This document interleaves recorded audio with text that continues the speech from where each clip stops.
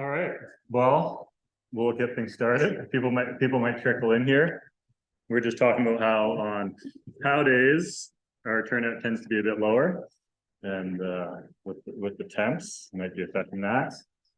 Thank you all for coming. We've got a few online, a few in person. My name is Matthew Watkins. I'm the chair of the Sustainability Commission here in town, and I'm part of the Energy Task Force, which is responsible for putting together this series of talks on home energy retrofits.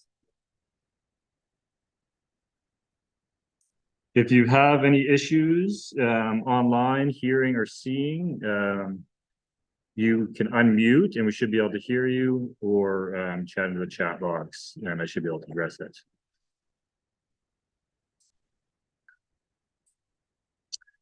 I just want to start off by acknowledging that we're hosting this event on the traditional territories of the Sinixt peoples. I've mentioned this before, but if you go to Bubble, at the top of the Bubble page is a link to a bunch of resources related to the Sinixt peoples. And one of them is a cool podcast series.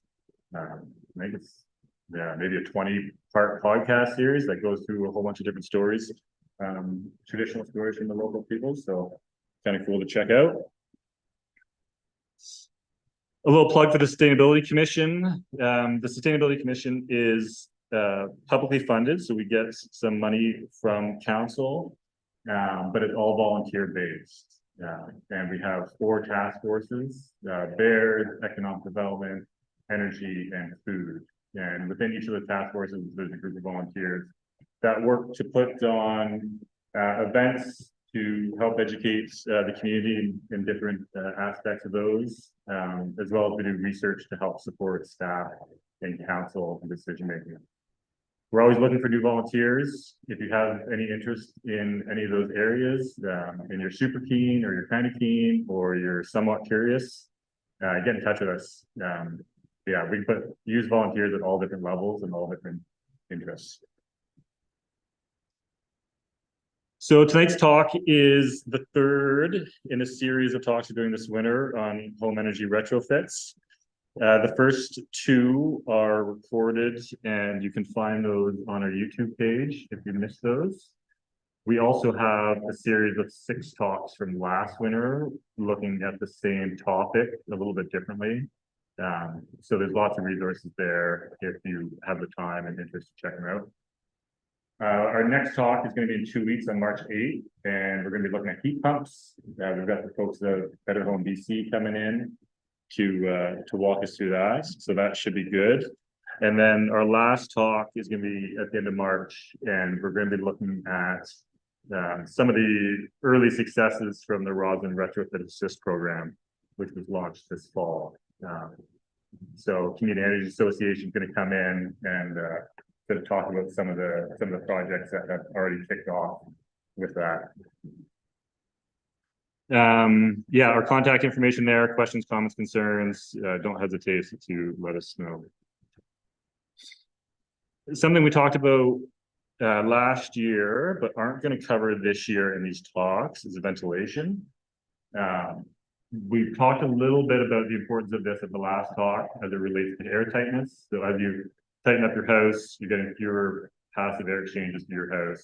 You can start to have air quality issues, just moisture and dust, and you can also have some depressurization safety concerns related with combustibles. So if you have a gas furnace or a gas hot water heater, some of that exhaust can potentially start leaking into the house. So it's an important thing to understand and learn about if you're getting into air sealing. This is a talk being put on for the region. Let's see if I can. So this is next week, and it's focused towards contractors, but like ventilation really isn't rocket science. It's one of those things that is a bit intimidating to get into, but it's actually kind of easy once you get into it. So if you have interest in it, in DIY or professionally, I'd recommend checking this out.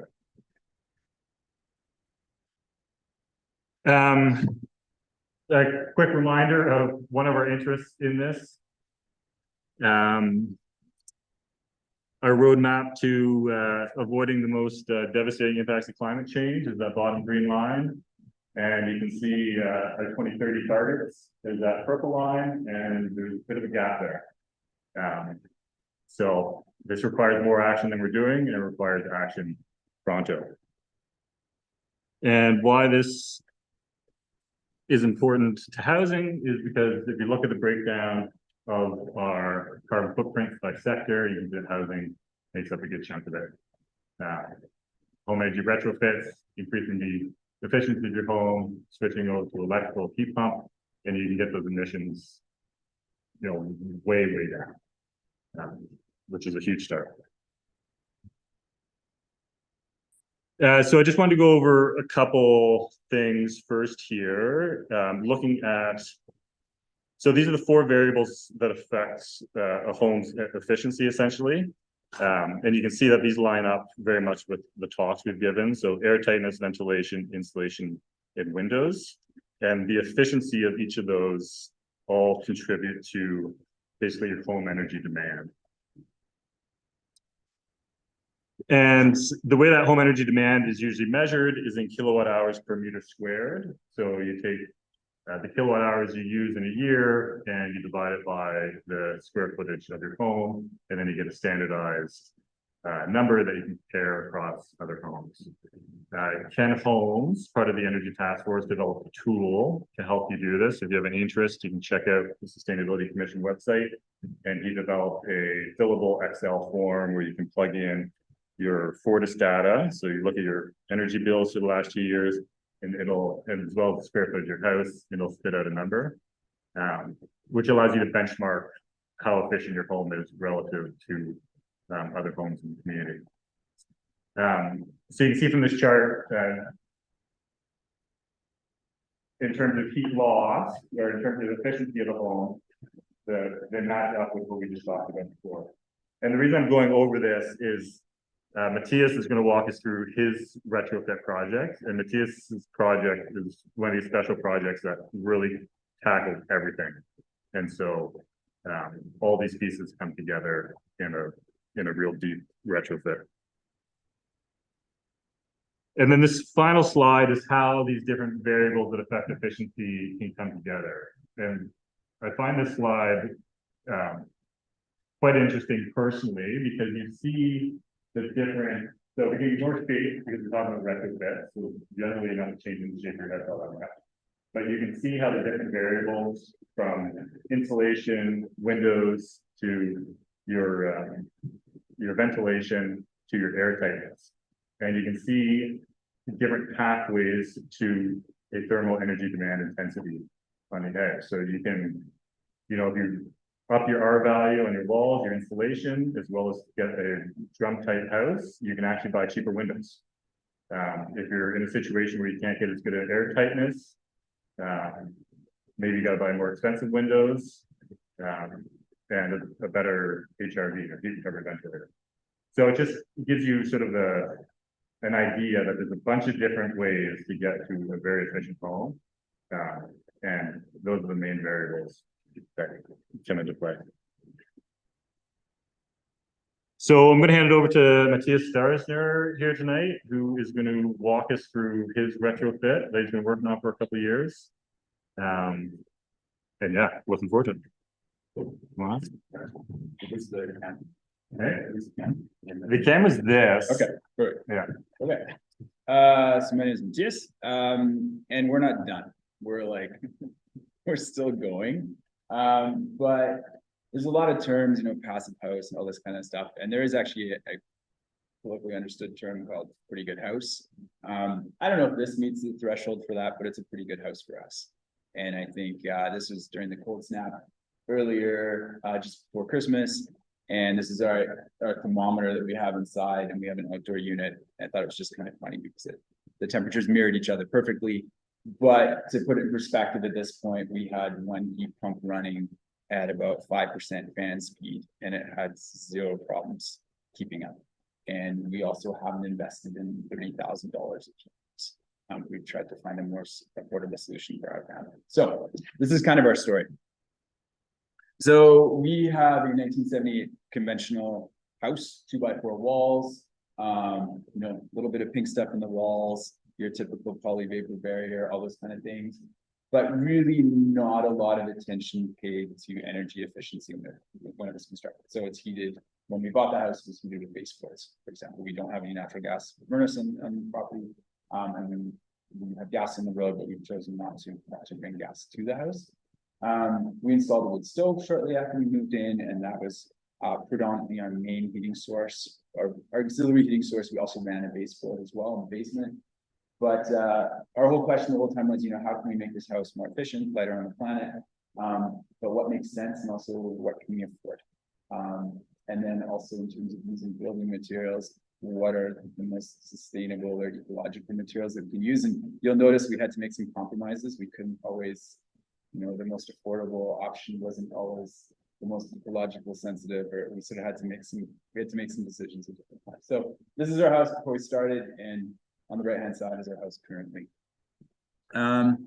So just a quick snapshot. Before we started, we had major ice damming issues on our house, so much so that about 5 years before we bought the house, there was a big ice damming failure that was supposedly repaired. During the whole project, I discovered that it wasn't, and was actually really poorly done, and they actually hadn't fixed some underlying issues. We did have a blow door test done as part of an energy audit. At that point, I'd already replaced about half of the windows, and we got just under 3 ACHs. To be honest, I thought it would be way higher. And based on what I found during the subsequent work, I was kind of shocked that we even managed to get it that tight. I did double check with our consultant a couple of times to make sure she'd actually done the numbers correctly, because actually wasn't so. We had wooden windows in parts of the house, aluminum frame in parts of the house. We'd have in the winter periodic mold buildup on those. We'd have to clean off. We needed lots of BTUs to heat. We ran that fireplace. It was pretty hot in the summer. We had sort of conventional R19 attic with pink bats in there, but sections where bats had been moved around and wind washed and whatnot. Full mix of single and double pane windows. We had large air gaps. You could feel wind in many places on a windy day, and lots of penetrations for mice and bugs. We didn't have any infestations with those things, but it was interesting just to see how big of gaps there were all over the place. And then another big concern that we had is in the summer, when it was really smoky, it was really hard to actually seal our house up, to even if we ran an air filter inside. So much smoke was just coming in. So contrast now, the ice dam issues are completely resolved. We have no more ice damming issues whatsoever. We have no more drafts in the house. It actually feels really, really, really comfortable, and there's a continuous temperature throughout the house. There's no mold issues. We can heat the entire house. We looked at our power consumption bills, and we're equivalent to running 2 heat pumps now. We're drawing the same as we were with a reasonable size 5-foot baseboard. So we're heating very efficiently. This summer, before we were even completely done, it was 39 degrees outside, and upstairs in our house it was 24 degrees. And that was just with the insulation that we put on. We now have R60 attic, R27 walls. We also have areas of R34 where we've had to rebuild more of the walls. We've got triple pane Louis argon-filled windows and doors, and we're in the process of just finishing the install on an HRV unit. And I've elected to add in some extra components to it. So we've got a MER 15 filter and the ability to filter some more wildfire smoke as well. So that's kind of a snapshot. Yeah. Sorry, yeah, there's just one. Yeah. Just one. Yeah. So we've got some project constraints. For us, we had some budgetary constraints. We couldn't spend hundreds and thousands of dollars on a full gut reno. We have young kids, and we also continue to live in the house. I'm not sure I'd recommend that again, but we've been renoing as we've been living in it. There's obviously COVID, supply chain, and inflation. All those things at various times had a huge impact on not only cost for things, but also availability stuff. My wife and I also work full time. Although we are teachers, so we do have summers off, so that is a bit of a caveat. And then some constraints as well with just accessing knowledgeable experts. It was actually really hard sometimes to get information on what to do next. So I spent an insane amount of time researching stuff, and I can speak German, so I'd read a lot of information from Europe as well, and try to find, what are the best practices and how do you work with some of these new materials. And often I have to custom order stuff in, or go to supply stores and get, explain exactly what I needed. And that was a little bit challenging sometimes too, because some of the stuff we used is just not conventionally used around here. And then we also hired the best security guard for installation after it arrived, and we had a grizzly bear show up in our yard. So as many things that in the beginning of this was actually unplanned. We had a small form tie in the foundation rust through that hadn't been sealed properly, and it caused our basement to flood. So this is what started the whole thing, and we had to gut our basement. But more importantly, I also rented a mini excavator and replaced the drain tile around the house. And at that point, I had to make the initial decision of, should we add some exterior insulation below ground?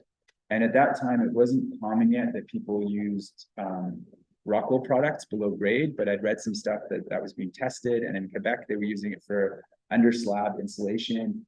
I phoned Rockwell and actually spent some time with their engineers just to ask about wetting issues and things like that.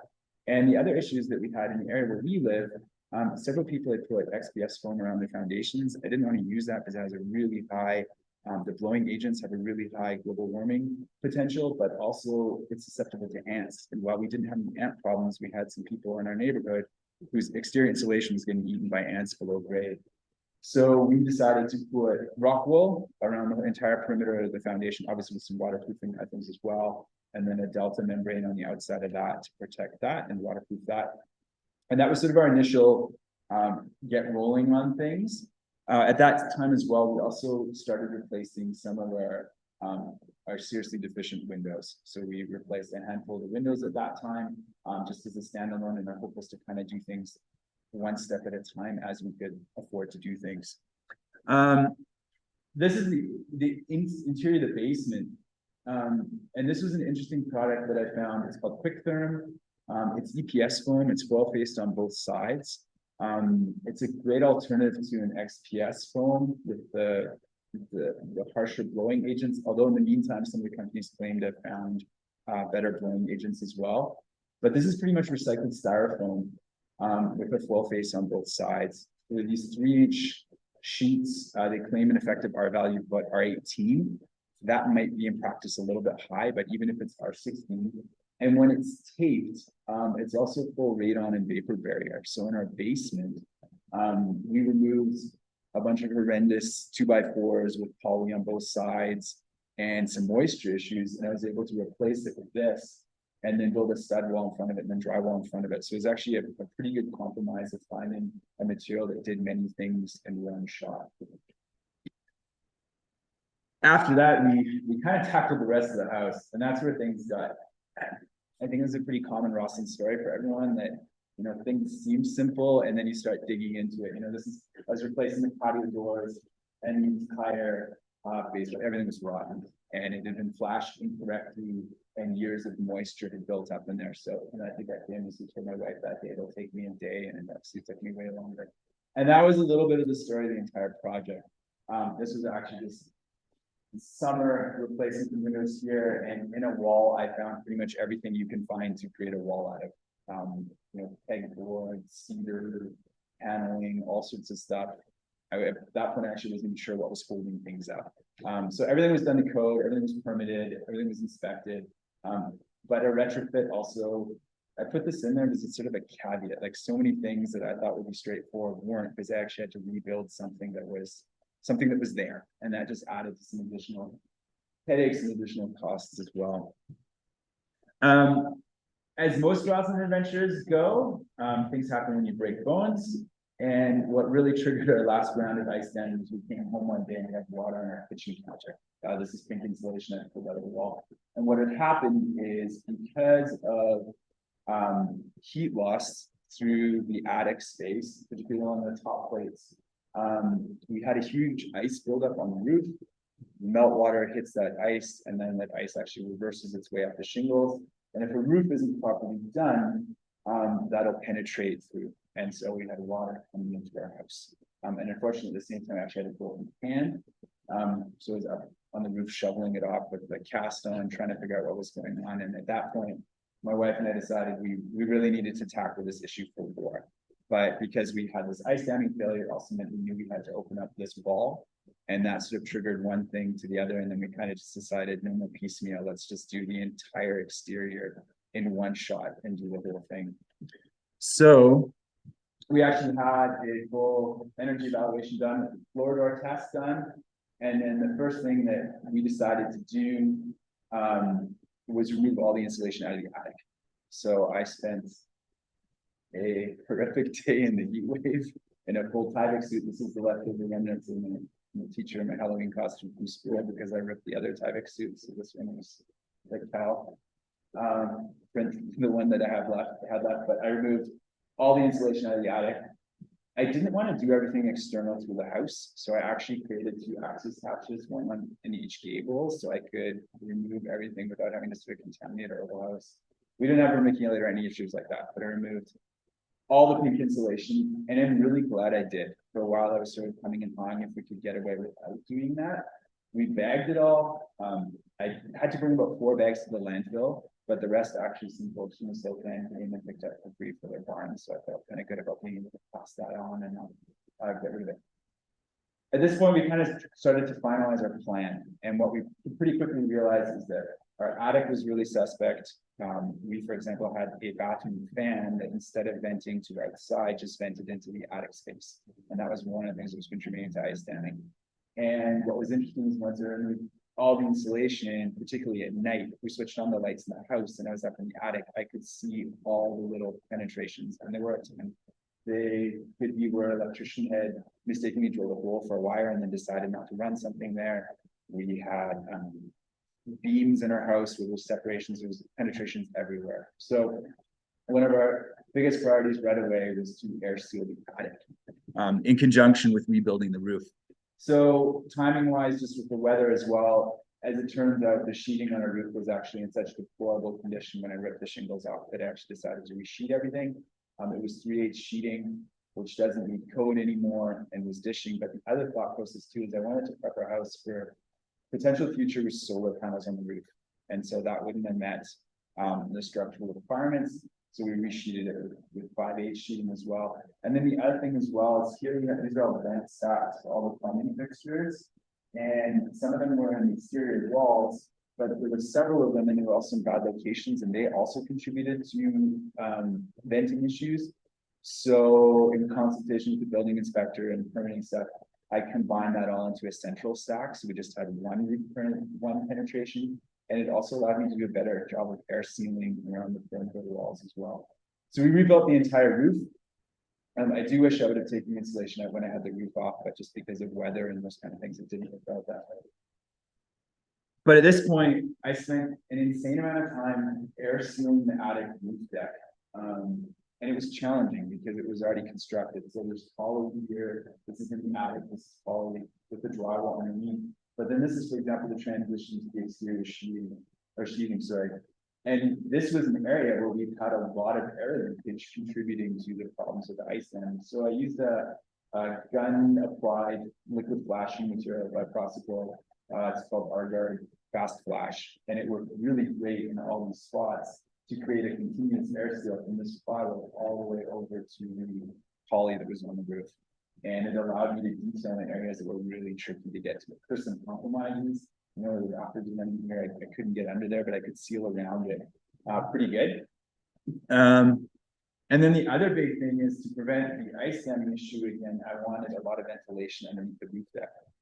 And I also wanted to maximize the amount of insulation we could have in the attic. And this created sort of 2 things that were in opposition, because if you were to design a house today, you'd have much higher field trusses. These are 2x6s, but because of that, I was limited to how much insulation we could pack underneath. So I designed and came up with these custom baffles in every rafter bay. So they preserve a 2-inch gap underneath the roof deck, so there's continuous airflow. And I calculated the depth of what R60 and cellulose would be back inside the roof. And so these actually run almost 6 feet up into the roof. So there's a continuous air gap underneath the roof deck where insulation can sit up against the bottom of this as well. And we're also not as susceptible to air washing, which is when rain comes in and moves your insulation around, which can cause some pretty big problems in winter or actually in the situation. So here you can see this from inside, you can actually see that air gap. And then we had to make some tough decisions. If we were to put cellulose in this area, we de facto only had just over 4 inches, and 4 inches of cellulose wouldn't actually provide us with that high of an effective So we actually made a decision to use spray foam just around the perimeter.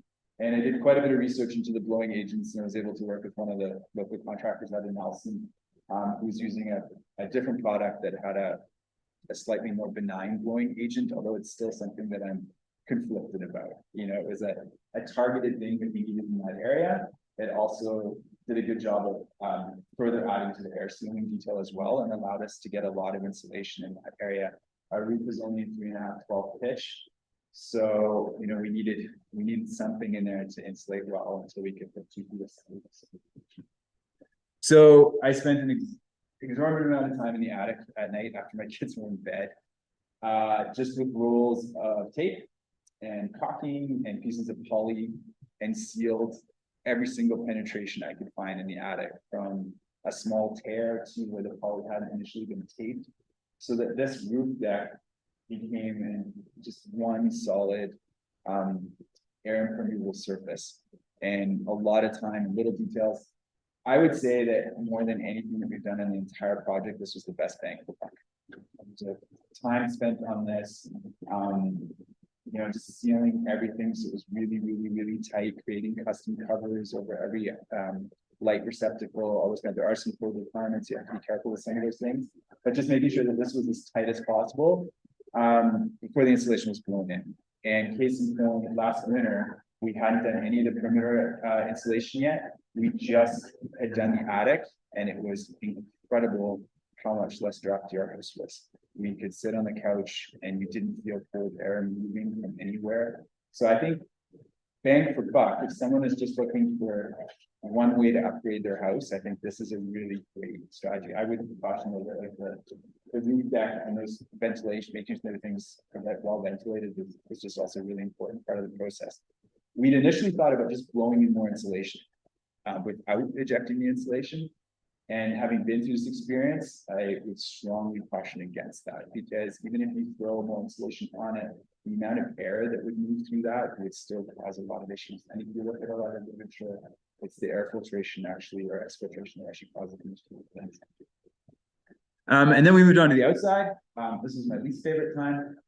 Removing pretty much 5,000 pounds of stucco off the outside of our house. It's horrible, but we figured it out. And removing all that and then prepping it for insulation. So we opened up, I didn't remove all the sheathing, but I definitely opened up sheathing in targeted areas. One of the things, anywhere where I knew there was an outlet on the inside, I actually removed the sheathing, because the outlets were a huge source of air movement. And so this red tape isn't from myself. This is from some previous work that someone else had done. But opening this up allowed me to create air seal all these outlet boxes. And it was actually interesting. I could find black mold on a lot of the sheathing that I removed on the outside. So this was a huge source of air movement. Sealed all those, packed those with insulation properly, was able to mark where wires were. And that was really important when I had to strap the exterior insulation. I also added in a few more windows ourselves. You know, all these metal plates or the wires are, and this is really important for later on when I'm driving in 6-inch screws to make sure that, you know, I don't accidentally put one of those. So a ton of time replacing sheathing, replacing insulation, making sure things are airtight. Obviously, this is one of the windows that was later removed. And then another product that worked really well was by Processflow as well. It's a seam and joint filler for where there was larger gaps. This is the joist, just to seal some of those cracks before we put the house wrap on it, just as an additional air migration measure. This is the now backfill foundation with the rock wool, the waterproofing, and later on we were able to tape to this, so we had a we pretty much now have a continuous air barrier from the footing all the way up and over the roof deck. It goes all the way over.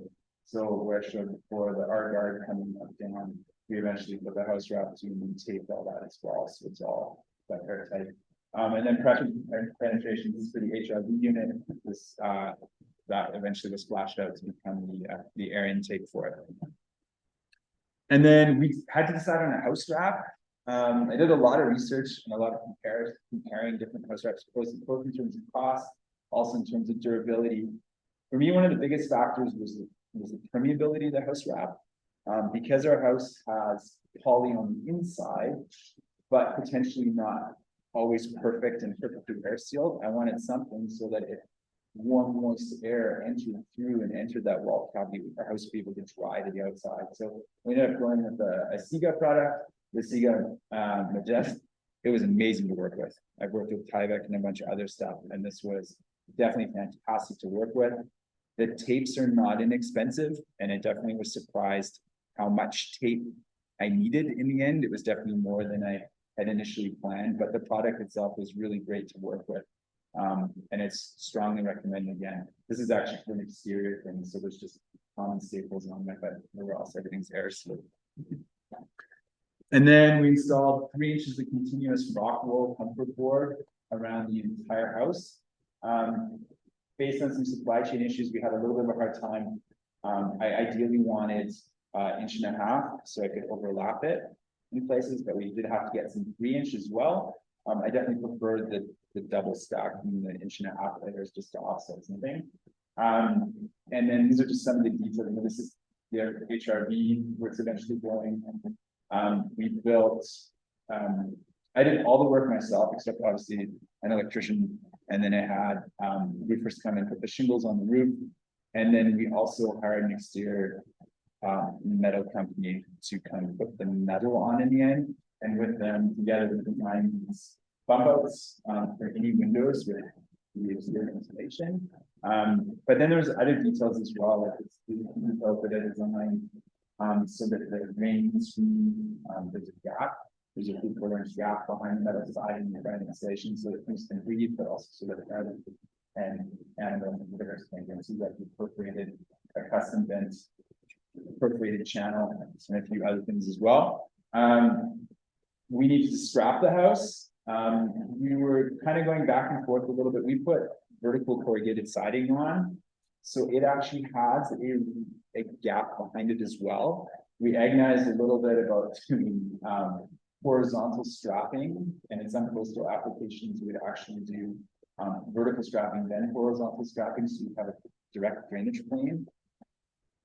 I did a lot of research and basically corrugated metal, and with this, I was pretty confident that any moisture that would get behind that would actually drain really well. And it's interesting, the house kind of was in partially sided through portions of the summer. I was able to stick my hand behind it. I could feel the air movement behind. So I'm thinking this actually worked out quite well. The strapping is all attached with 6 inch leg screws to meet code requirements. I marked all the studs before on the house wrap before I put the insulation on, and then would transfer those over because it can be pretty tricky going through 3/4 inch strapping and then 3 inches of insulation to try to hit all the studs, but we actually hit them with an extremely high rate of success. And we missed it. So, yeah. And then parts of the house just didn't make any sense to try to insulate properly. So actually, the carport, the framing here was a disaster. So I gutted it completely out and just reframing it and actually used the small course ICF blocks here to get some good R value as well. And then prepped it later on with the 3 inches of rock as well. So we replaced all the windows, all the exterior doors. The exterior door, we made a slight regrettable decision. They're only single point locking. And in hindsight, I definitely go with triple point locking. So triple point locking means it locks at the handle, but also at the top and bottom just for better air seal. That would have bumped us up in a significant higher price category. So it was one of those times where we were trying to find compromise solutions. I might even still go with the same door we ordered, we bought for down here because when my kids smashed into it with a bike and that totally in tears. But those are some interesting compromises when you're trying to make the right decision, but you're sometimes guided by finances as well. You can't always make the one you want to. We also installed 2 heat pumps along the way. So we had quotes from several contractors in the area. Our quotes were really high. They were between $20,000 and $30,000, which for us right now wasn't in the budget. I was also a little bit skeptical of heat pumps. I wasn't sure if it would work. The other challenge we had too is even though I manual J and manual calculations for all the perimeter walls of our house, I still was not totally sure what our heat load would be exactly. We couldn't base it on Portis bills because we also used a wood stove in conjunction. So we're a little bit lost there. So these are Sendle heat pumps. It's a company out of Montreal. They're definitely either do-it-yourself heat pump. You can install them yourself. Although if you're really certified HVAC tech to hook up the line sets, you get a warranty, which is something that we did do. So I prepped. We ordered the heat pumps. I poured the concrete to the bases, mounted them, mounted the units inside, prepared all the penetrations. This is actually one of the penetrations coming through from the inside all the way through the exterior insulation. That's then got pocket insulation as well, and then a special mounting panel, and they're now hidden behind the metal channels here. These have worked out fantastically well. So I spent a bunch of time on the phone with our engineers in Montreal trying to ask why these were so much less expensive than other models out there. You know, we didn't buy the best out there, but they're quite efficient. They're the Arctic version. And the coldest temperatures we've had are -26, and they held up no problem.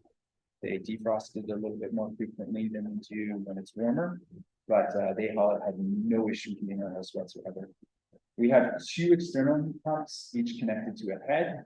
They're 18,000 BTUs each, which I actually think is a little bit overshooting it. But we did it on purpose. One, our HRV will actually help us move heat air throughout the house and heat throughout the house, even though one should use an HRV to be an air handler, but it seems to work in our house. So we're probably gonna just switch off one of the units once the HRV is up and running. But we also have some redundancy and we have some backup because you know they cost $1,800 each. So if one fails, we have a backup as well. So these have worked without fail, without a problem.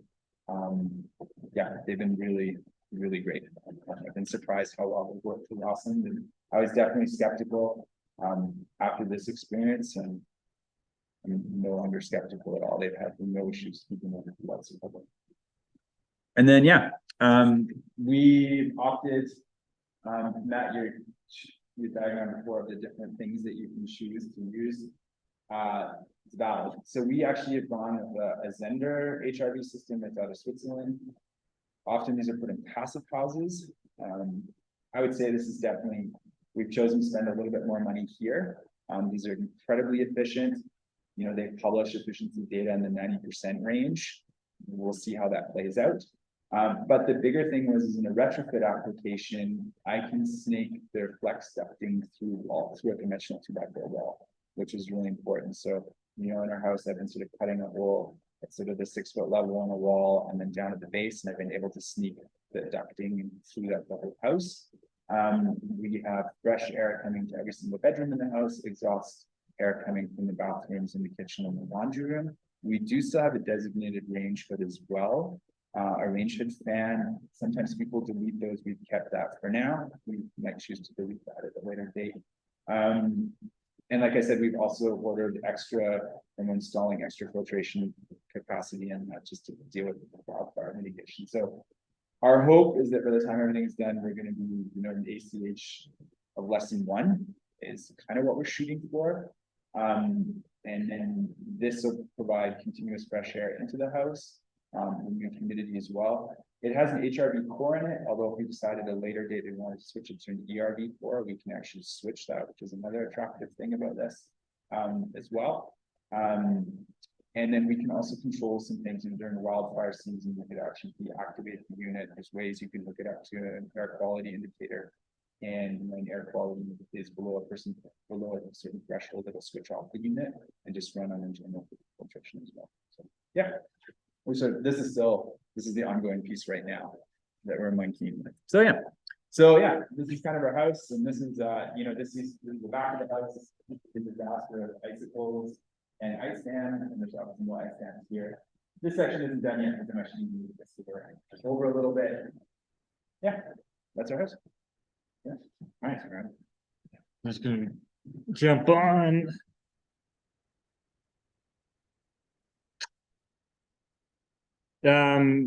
So everybody should have the ability to unmute yourselves. So yeah, if you have any questions, shoot away. Did you have any? This is so good, that we built a small budget, and, yeah, we're probably with the heat pumps being in the community for $3,000 full, is exactly what. For us, Yeah, now we can't, so why did we find out? Because I have a store now with most snow gas on it, so that's Yeah. the reason. I mean, I don't know, Yeah. they could fail next year, maybe that's the difference, right? That they're more expensive. Yeah. Yeah, and I don't wanna, look at $1,800 as being disposable, nor as a heat pump being disposable, but. I spent a lot of time on the phone with one of their engineers who isn't in the sales department, because he was brutally honest. And I'd done a lot of research and was asking about a lot of technical information, particularly about cold temperatures and defrost cycles and overall energy use and longevity and all those kind of things. And I also reached out to some people that repair heat pumps and asked them, do they have more issues with these than others? And they kind of all said no. So, I think the proof will be in the long term, how well they'll work long term, but for now, we're pretty happy. Do you mind sharing full cost in installation on the heat pumps? So we had about $1,000 in electrical connections, but we also had two, so we had two disconnects, and we had some external wiring as well with armored cable, which made that a little bit more expensive. But that's, fully permitted, done by an electrician, and everything. And then, we had a licensed HVAC technician come by and just connect the line sets, evacuate the lines, and we got charged $300 per unit, so $600. So, the units, including their including shipping, including their mounting stands and concrete, were about $4,000 for both of them. $1,000 in electrical and then $600 in HVAC connection and stuff. So, roughly speaking, $5,500. So. And so what's your electricity bill? So, we are about $80 a month. What kind of square footage? So our house is pretty big, it's about 2,000 square. And our hot water is also electrical as well. And that we'll upgrade that as well. I don't think we'll go, I'm still trying to decide whether a heat pump hot water makes sense, because then I'm cooling the space that we're trying to heat inside. But if we wanted to set up a cold room or something like that, perhaps that makes sense. We might just go for now with a extreme capacity marathon, extremely well and stick with no water tanks. The plan eventually is to do some solar hot water or something in that direction. Just yeah. Something I thought was super interesting. So in our first presentation, we talked about the energy efficiency pyramid, and starting at the full energy retrofit, starting at the bottom and working your way up, and that air sealing. Yeah, really right at the bottom of that. And so it's interesting to hear you reinforce that in terms of bang for buck. Yeah. Which is what they preach, and it's nice to see it in practice. Yeah, it's keeping that air moving, or keeping the air from moving out. Yeah, taking all heat with it, and the moisture, and the damage of that. Yeah, and I mean the moisture. That's a really interesting one.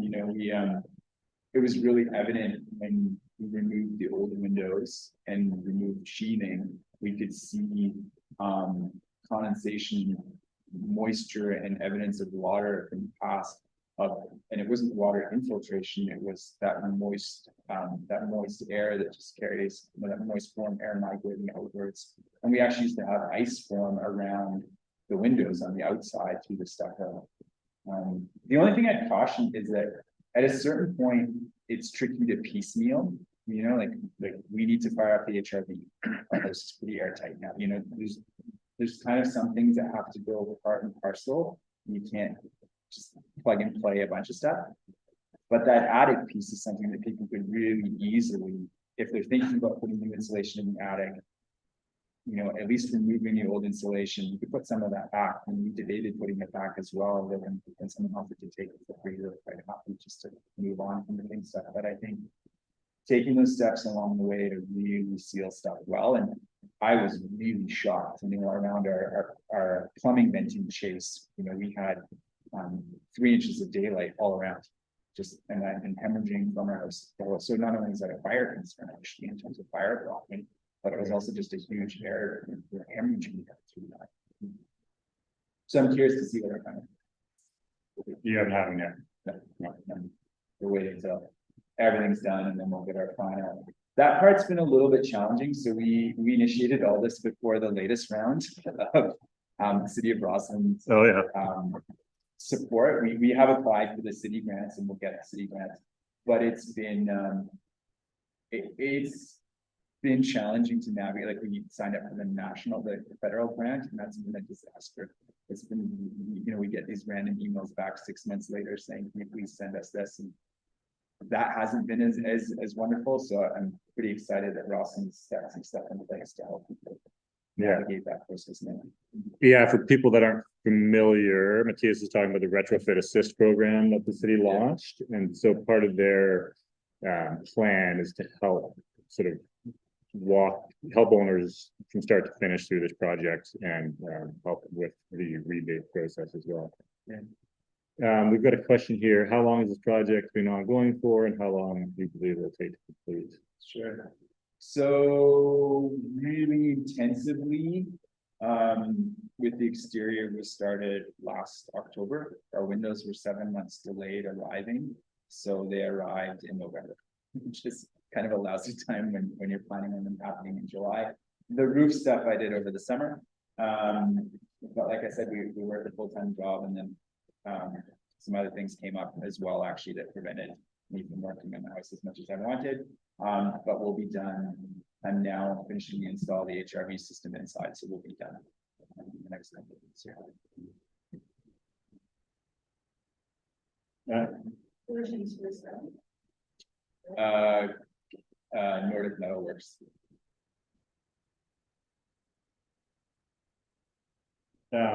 Yeah, some other stuff. So I'm just reviewing some of the stuff we talked in previous talk. So how's the system? Yeah. Something we talked about, and that idea of like, once you've done one thing, like tighten up your house, it's a system, now you have to do that ventilation piece. Which is one of those things with retrofits.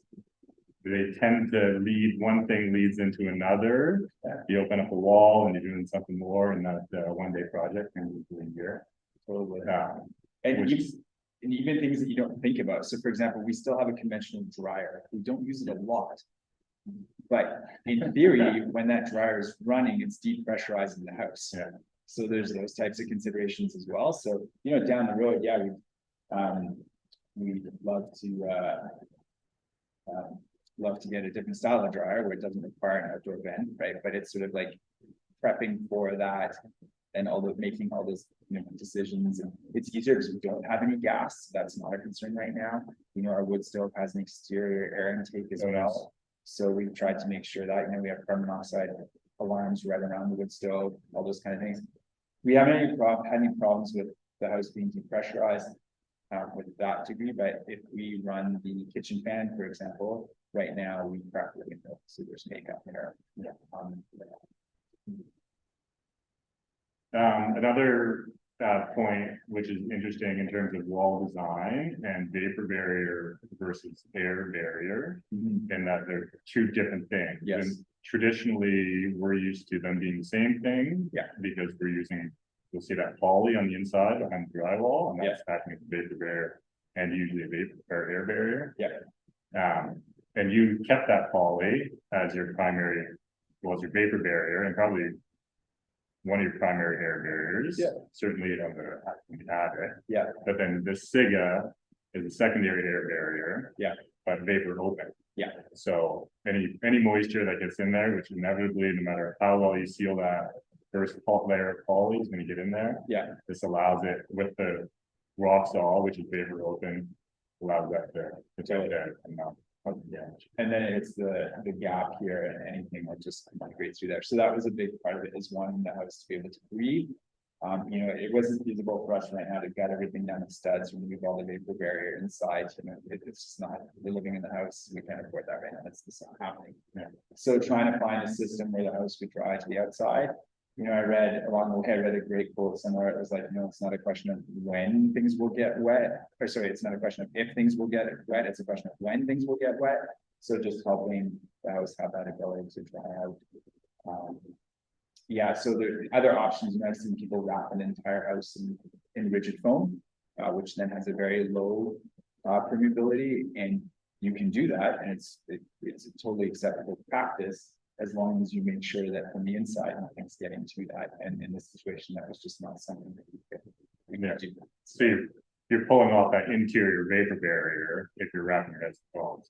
Potentially, you'd want it to dry to the inside and or just have it be really airtight. And because it's a house built in 1978, and if someone's done something simple as hang up pictures and then putty over that, there's potentially a hole in the quality that I don't know what's there. So this seemed like a reasonable compromise. I did model the house as well, just looking at condensation points and in the wall, and wanting to make sure there was enough exterior insulation on that to prevent that. And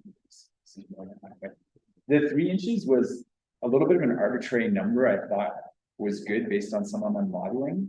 It did bump me up into some more complexity. Like had I gone with 2 inches, I could have used a totally different class of screws, which screws are really expensive when you start getting to 6 inch. Like a pocket piece? Not quite. I found some good solutions that a builder in town actually recommended, and so bought them by the bucket of like 250. Okay. But a bucket of 250 was running about $200. Okay. So not quite a buck a piece, but getting there.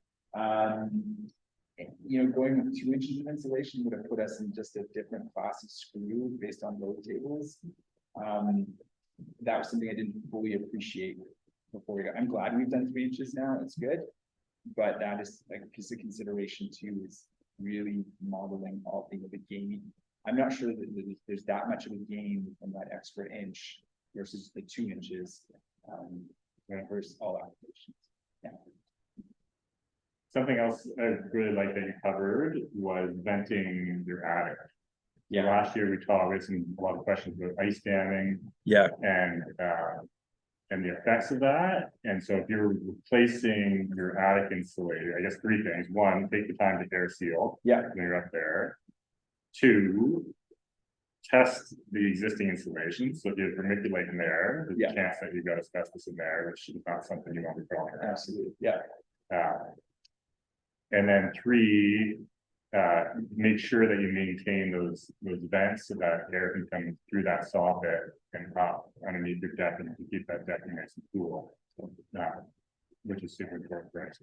So don't just And it's also just for drying out the decking as well, and not trying to trap in moisture there as well. But yeah, it's made a huge difference. And actually, before we had the insulation installed, when I was spending time in there, because the baffles were already in, you could put those baffles in without removing your decking as well. You use a different approach. There's lots of systems that people have used online to do that. So that's something that's totally possible. It's just a lot easier to do than before. I put the roof deck back on, but it was interesting because you could really feel the air moving.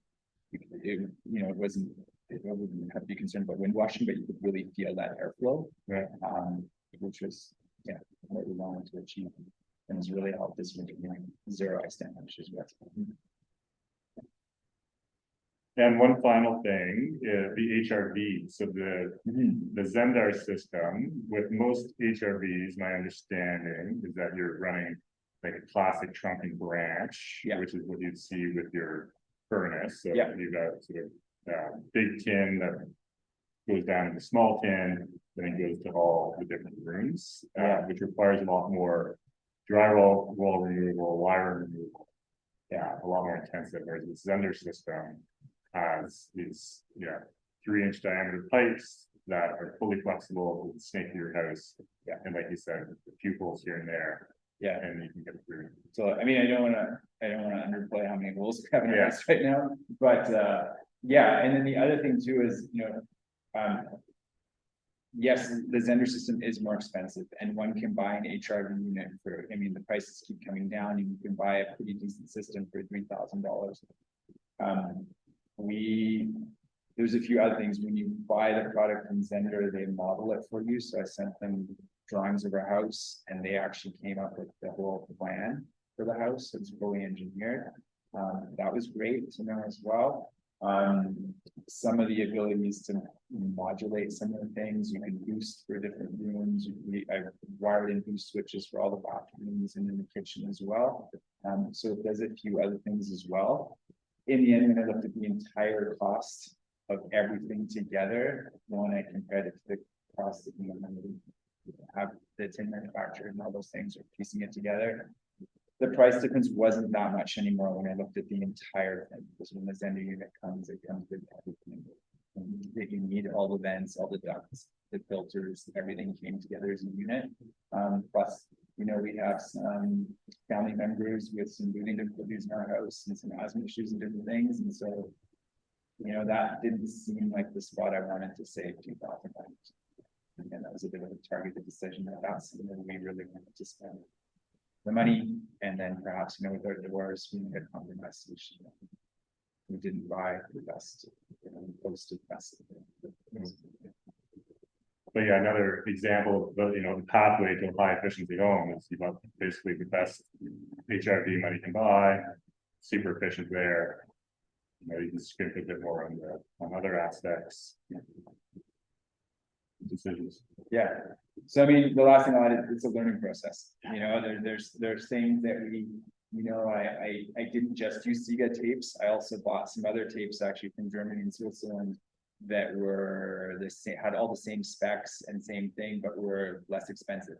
So I experimented with those in non-critical areas just as a way to find some compromises to see will they work, and they work just fine. They didn't stand up to UV as well, but they were used in non-critical areas, so they're still fully functional. But trying to find different ways to experiment with different things. I also did a lot of mock-ups as well at different stages just to see how things would work before I sort of purchased and went big. But sort of try small, figure out how something works, figure out how it works, and then would invest so that I could get in.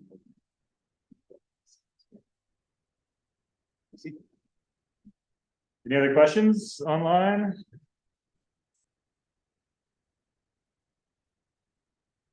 Doesn't look like it. Well, thanks, man. That's Thank you. I've been looking forward to been watching you, walking down past your place over the year and watching you go through it. And we heard about Dirk's project last year, which is a similar but different approach. There was more full gut, different living in it, but yeah, so this is super cool too. Thanks for taking the time, Sharon.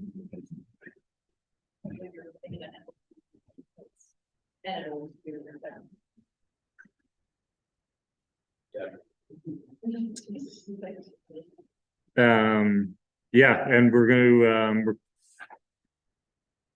this is recorded, so we'll have this up online for all your friends that missed it.